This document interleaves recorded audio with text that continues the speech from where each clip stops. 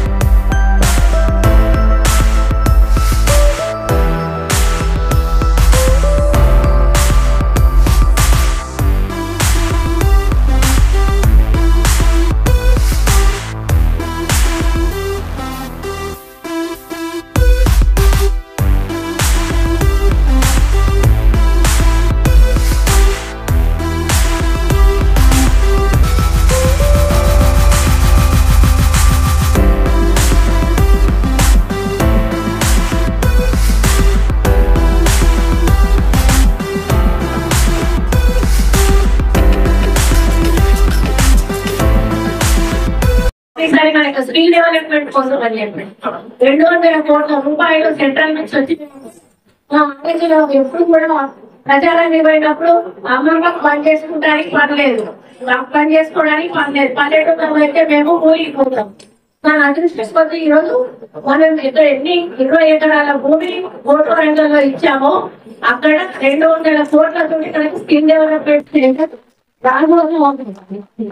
Training ఇవ్వడమే కాకుండా నీకు చిన్న బిజినెస్ పెట్టించి మార్కెటింగ్ కూడా వాళ్ళే చేయడం జరుగుతుంది।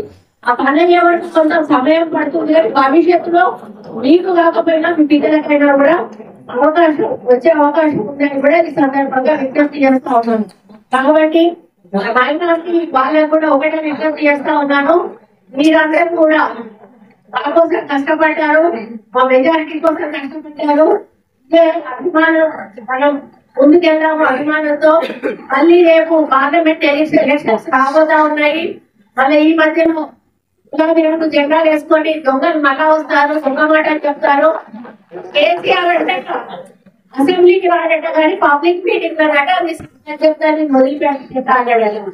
దేశం 4 అడుగులు ఉంటామన్నారు, ఎంత ఉంటాం అందరూ మాట్లాడమంటే ఎవరైనా మాట్లాడచ్చు। 10 సంవత్సరాలు మీ పరిపాలనను వ్యతిరేకించి ప్రజలు అధికారం ఇస్తే అసెంబ్లీలో వచ్చి ప్రజల కోసం మాట్లాడకుండా బయట ఎక్కడో నల్గొండలో మీటింగ్ పెట్టి కాంగ్రెస్ పార్టీని రేవంత్ రెడ్డిని మా ప్రభుత్వాన్ని చేస్తారు అంటే ఇందులో ఎంత మాత్రం న్యాయం ఉందో ఆలోచించండి। కాబట్టి అటువంటి మాయమాటలు మళ్ళీ చెప్పి మోసం చేయడానికి వస్తాం, తప్పు ఏదో ఇవ్వగలడానికి వస్తారు। మొన్న ఏ ఆలోచనతో అయితే మీరు ఎన్నికలో ఓటేశారో అంటే వీళ్ళు చేస్తే మాకు మంచి జరుగుతుంది అని అదే ఆలోచనతో మీరు ఓటేయాలి। మరి కాంగ్రెస్ పార్టీ తరఫున నిలబడే అభ్యర్థులను గెలిపించాలి। పార్లమెంట్ కు దాదాపు 14 మంది కూడా మీరు తెలంగాణ నుంచి పంపించాలి।